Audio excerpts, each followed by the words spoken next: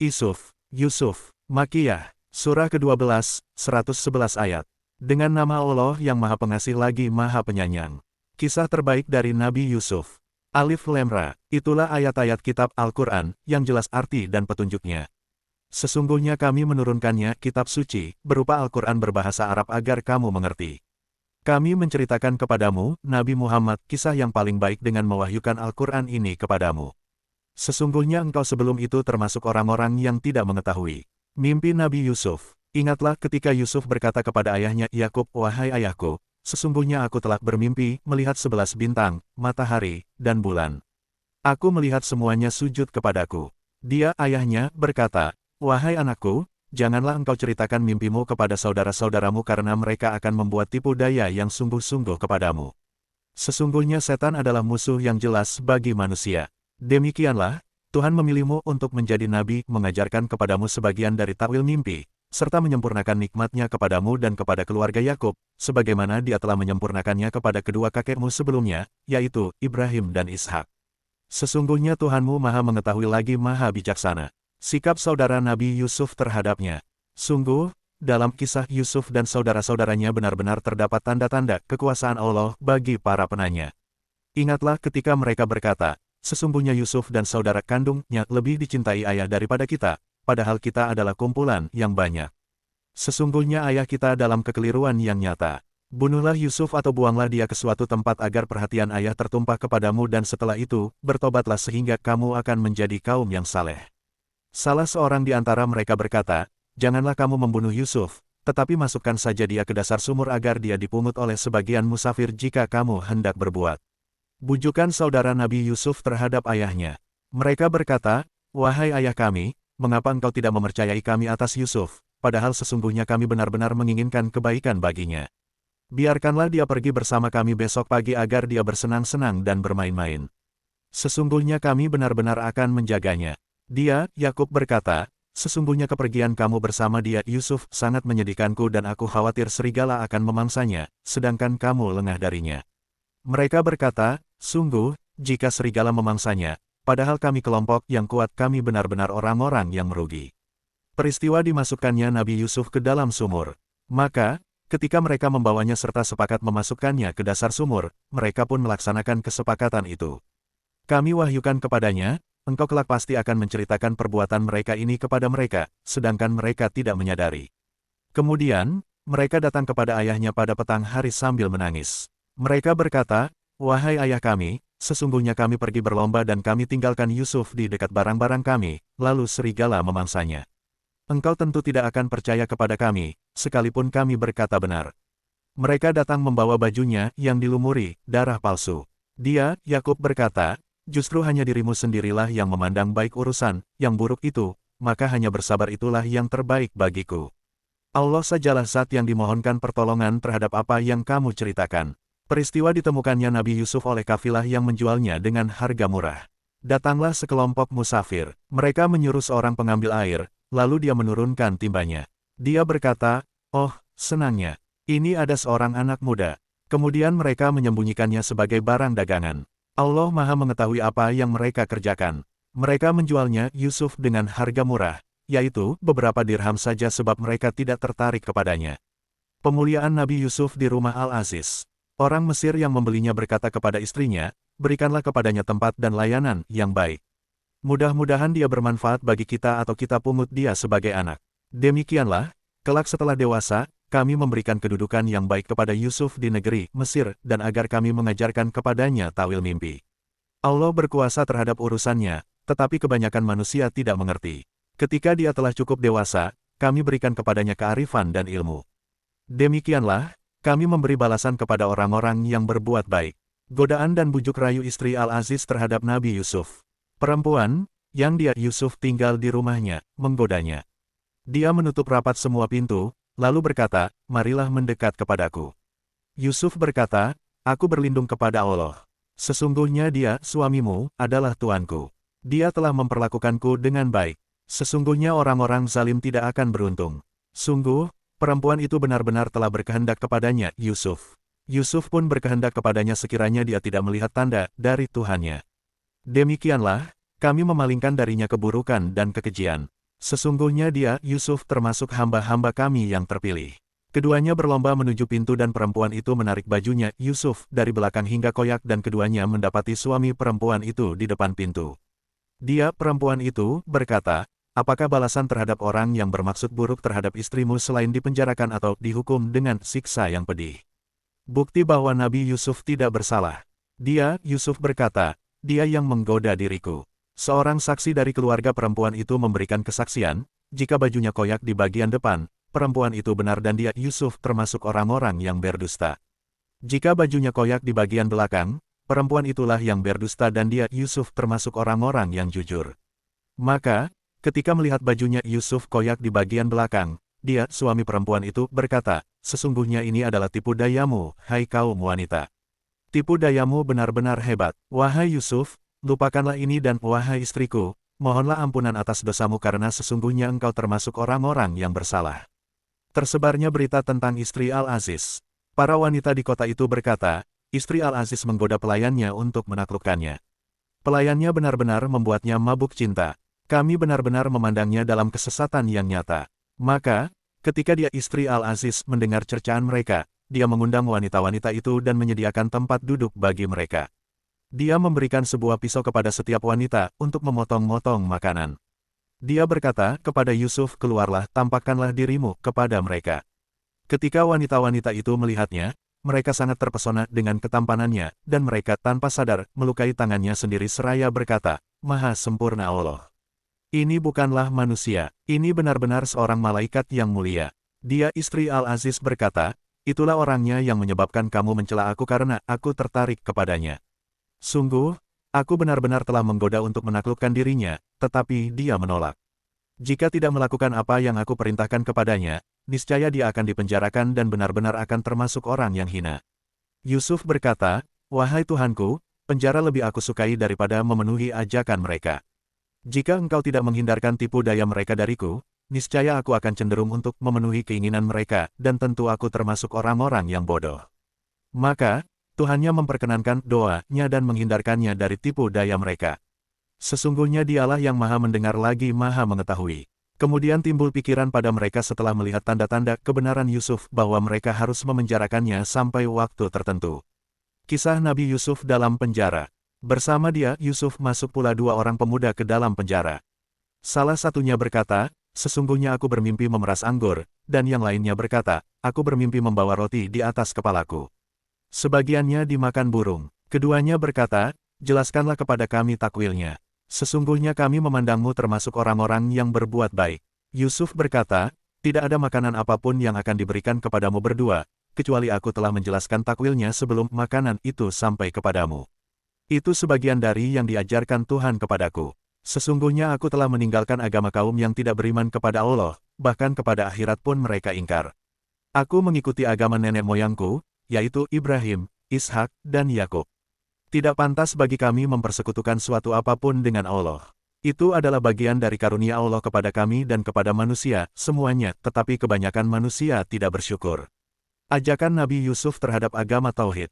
Wahai dua penghuni penjara, manakah yang lebih baik, Tuhan-Tuhan yang bermacam-macam itu ataukah Allah yang Maha Esa lagi Maha Perkasa? Apa yang kamu sembah selain Dia hanyalah nama-nama, berhala, yang kamu dan nenek moyangmu buat sendiri. Allah tidak menurunkan suatu keterangan apapun yang pasti tentang hal nama-nama itu. Ketetapan yang pasti benar itu hanyalah milik Allah. Dia telah memerintahkan agar kamu tidak menyembah selain Dia. Itulah agama yang lurus, tetapi kebanyakan manusia tidak mengetahui. Takwil mimpi oleh Nabi Yusuf. Wahai dua penghuni penjara, salah seorang di antara kamu akan bertugas menyediakan minuman khamar bagi tuannya, sedangkan yang lain akan disalib. Lalu, burung akan memakan sebagian kepalanya. Telah terjawab perkara yang kamu berdua tanyakan kepadaku. Dia, Yusuf, berkata kepada orang yang diketahuinya akan selamat di antara mereka berdua, jelaskanlah keadaanku kepada tuanmu. Kemudian, setan menjadikan dia lupa untuk menjelaskan keadaan Yusuf kepada tuannya. Karena itu, dia, Yusuf, tetap dalam penjara beberapa tahun lamanya.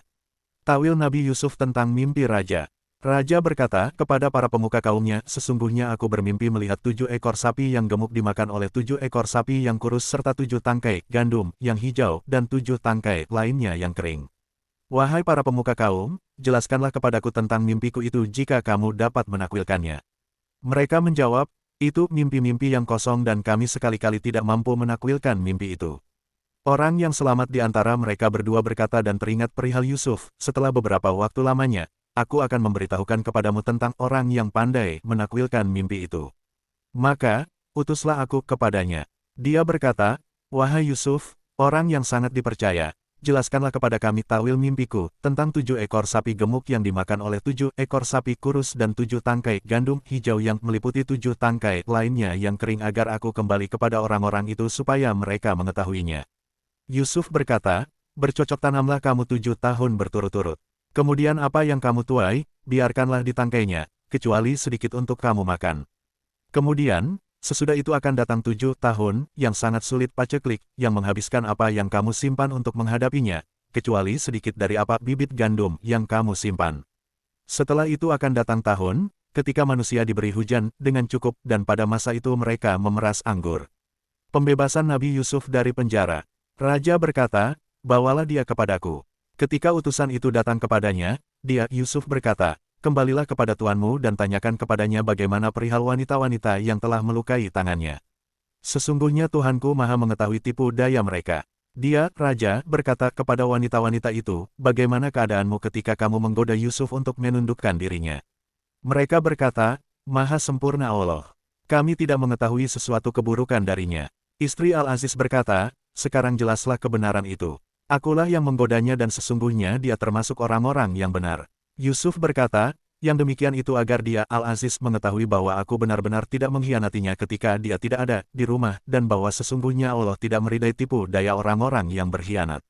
Diangkatnya Nabi Yusuf menjadi pejabat kerajaan. Aku tidak menyatakan diriku bebas dari kesalahan karena sesungguhnya nafsu itu selalu mendorong kepada kejahatan, kecuali nafsu yang diberi rahmat oleh Tuhanku. Sesungguhnya Tuhanku maha pengampun lagi maha penyayang.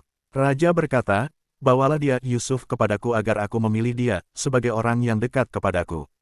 Ketika dia, Raja, telah berbicara kepadanya, dia, Raja, berkata, sesungguhnya, mulai hari ini engkau menjadi seorang yang berkedudukan tinggi di lingkungan kami lagi sangat dipercaya.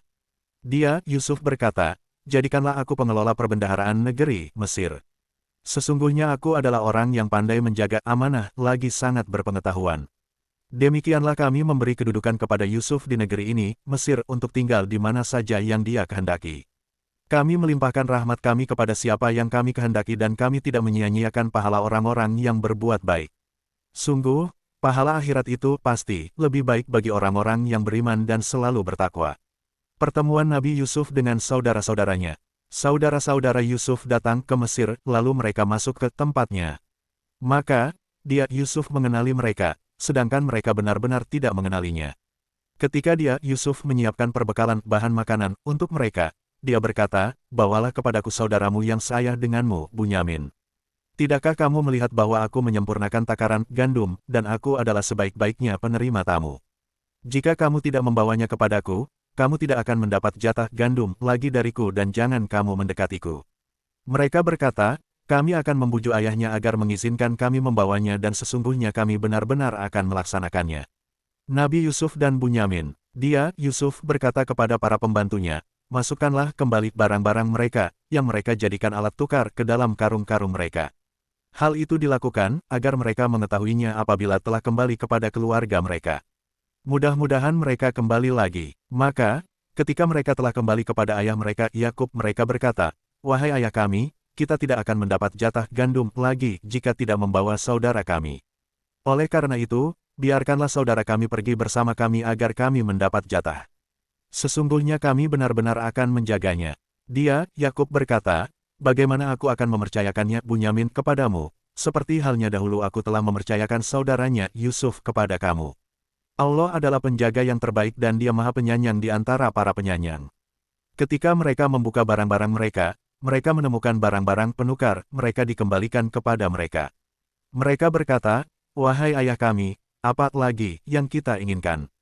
Ini barang-barang kita dikembalikan kepada kita, kita akan dapat mendatangkan bahan makanan untuk keluarga kita, dan kami akan menjaga saudara kami, serta kita akan mendapat tambahan jatah gandum seberat beban seekor unta. Itu adalah suatu tambahan jatah yang mudah bagi Raja Mesir.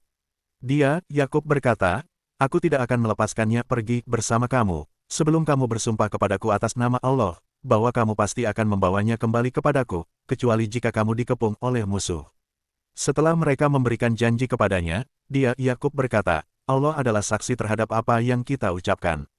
Titah Nabi Yakub kepada anak-anaknya. Dia, Yakub berkata, wahai anak-anakku, janganlah kamu masuk dari satu pintu gerbang, dan masuklah dari pintu-pintu gerbang yang berbeda-beda. Namun, aku tidak dapat mencegah takdir Allah dari kamu sedikitpun. Penetapan hukum itu hanyalah hak Allah. Kepadanya aku bertawakal dan hendaklah kepadanya saja orang-orang yang bertawakal meningkatkan tawakalnya. Ketika mereka masuk dari arah yang sesuai dengan perintah ayahnya, hal itu tidak dapat mencegah sedikitpun keputusan Allah, tetapi itu hanya suatu keinginan pada diri Yakub, yaitu kasih sayang kepada anak-anaknya yang telah dipenuhinya. Sesungguhnya dia benar-benar mempunyai pengetahuan karena kami telah mengajarkan kepadanya, tetapi kebanyakan manusia tidak mengetahui. Pertemuan Nabi Yusuf dan Bunyamin. Ketika mereka masuk ke tempat Yusuf, dia menempatkan saudaranya Bunyamin di tempatnya. Dia, Yusuf berkata, sesungguhnya aku adalah saudaramu, jangan engkau bersedih terhadap apa yang selalu mereka kerjakan. Maka, ketika telah disiapkan bahan makanan untuk mereka, dia, Yusuf memasukkan cawan ke dalam karung saudaranya Bunyamin. Kemudian berteriaklah seorang penyeru, wahai kafilah, sesungguhnya kamu benar-benar para pencuri. Mereka bertanya, sambil menghadap kepada mereka yang menuduh apa yang hilang darimu. Mereka menjawab, kami kehilangan cawan raja, dan siapa yang dapat mengembalikannya akan memperoleh bahan makanan seberat beban unta dan aku jamin itu. Mereka saudara-saudara Yusuf menjawab, demi Allah, sungguh kamu mengetahui bahwa kami datang bukan untuk berbuat kerusakan di negeri ini dan kami bukanlah para pencuri. Mereka berkata, kalau demikian, apa hukumannya jika kamu berdusta? Mereka saudara-saudara Yusuf menjawab, hukumannya ialah siapa yang ditemukan dalam karungnya, barang yang hilang itu, maka dialah sendiri balasannya dijadikan hamba sahaya. Demikianlah kami memberikan hukuman kepada orang-orang zalim. Maka, mulailah dia memeriksa karung-karung mereka sebelum memeriksa karung saudaranya sendiri, Bunyamin, kemudian dia mengeluarkannya cawan raja itu dari karung saudaranya. Demikianlah kami mengatur rencana untuk Yusuf. Dia tidak dapat menghukum saudaranya menurut hukum raja, kecuali Allah menghendakinya. Kami angkat derajat orang yang kami kehendaki, dan di atas setiap orang yang berpengetahuan ada yang lebih mengetahui. Mereka saudara-saudara Yusuf berkata, jika dia Bunyamin mencuri, sungguh sebelum ini saudaranya pun Yusuf pernah mencuri. Maka Yusuf menyembunyikan kekesalan dalam hatinya dan tidak menamparkannya kepada mereka. Dia berkata, dalam hatinya, kamu lebih buruk kedudukan, yakni sifat-sifat kamu. Allah Maha mengetahui apa yang kamu terangkan. Mereka berkata, wahai Al-Aziz, sesungguhnya dia, Bunyamin, mempunyai ayah yang sudah lanjut usia karena itu ambillah salah seorang di antara kami sebagai gantinya. Sesungguhnya kami melihat engkau termasuk orang-orang yang selalu berbuat lebih baik. Dia, Yusuf berkata, kami memohon pelindungan kepada Allah dari menahan seseorang kecuali siapa yang kami temukan harta kami padanya. Jika kami berbuat demikian, sesungguhnya kami benar-benar orang-orang zalim. Maka, ketika mereka telah berputus asa darinya putusan Yusuf terhadap permintaan mereka membebaskan adiknya, mereka menyendiri sambil berunding dengan berbisik-bisik. Yang tertua di antara mereka berkata, tidakkah kamu ketahui bahwa ayah kamu telah mengambil sumpah dari kamu dengan nama Allah dan sebelum ini kamu telah menyia-nyiakan Yusuf. Oleh karena itu, aku tidak akan meninggalkan negeri ini, Mesir, sampai ayahku mengizinkanku untuk kembali atau Allah memberi putusan terhadapku. Dia adalah pemberi putusan yang terbaik. Kembalilah kepada ayahmu, lalu katakanlah, wahai ayah kami, sesungguhnya anakmu, Bunyamin, telah mencuri dan kami tidak bersaksi kecuali apa yang kami ketahui dan kami bukanlah orang-orang yang menjaga mengetahui apa yang gaib yang di balik itu. Tanyalah penduduk negeri tempat kami berada dan kafilah yang datang bersama kami. Sesungguhnya kami betul-betul orang yang benar. Kesabaran Nabi Yakub. Dia, Yakub berkata, sebenarnya hanya dirimu sendiri yang memandang baik urusan yang buruk itu. Kesabaranku adalah kesabaran yang baik. Mudah-mudahan Allah mendatangkan mereka semua kepadaku. Sesungguhnya hanya Dialah yang maha mengetahui lagi maha bijaksana. Dia, Yakub berpaling dari mereka anak-anaknya, seraya berkata, alangkah kasihan Yusuf, dan kedua matanya menjadi putih karena sedih. Dia adalah orang yang sungguh-sungguh menahan amarah dan kepedihan. Mereka berkata, demi Allah, engkau tidak henti-hentinya mengingat Yusuf sehingga engkau mengidap penyakit berat atau engkau termasuk orang-orang yang akan binasa wafat. Dia, Yakub menjawab, hanya kepada Allah aku mengadukan kesusahan dan kesedihanku. Aku mengetahui dari Allah apa yang tidak kamu ketahui. Penyelidikan tentang keberadaan Yusuf dan Bunyamin. Wahai anak-anakku, pergi dan carilah berita tentang Yusuf beserta saudaranya. Janganlah kamu berputus asa dari rahmat Allah. Sesungguhnya tidak ada yang berputus asa dari rahmat Allah, kecuali kaum yang kafir. Ketika mereka masuk ke tempatnya Yusuf, mereka berkata, "Wahai yang mulia, kami dan keluarga kami telah ditimpa kesengsaraan dan kami datang membawa barang-barang yang tidak berharga, maka penuhilah takaran gandum untuk kami, dan bersedekahlah kepada kami. Sesungguhnya Allah memberi balasan kepada orang-orang yang bersedekah." Dia, Yusuf berkata, "Tahukah kamu kejelekan apa yang telah kamu perbuat terhadap Yusuf dan saudaranya karena kamu tidak mengetahui akibat perbuatanmu itu?" Mereka berkata, "Apakah engkau benar-benar Yusuf?" Dia, Yusuf menjawab, "Aku Yusuf dan ini saudaraku. Sungguh, Allah telah melimpahkan karunia-Nya kepada kami. Siapa yang bertakwa dan bersabar, sesungguhnya Allah tidak menyia-nyiakan pahala orang-orang yang muhsin."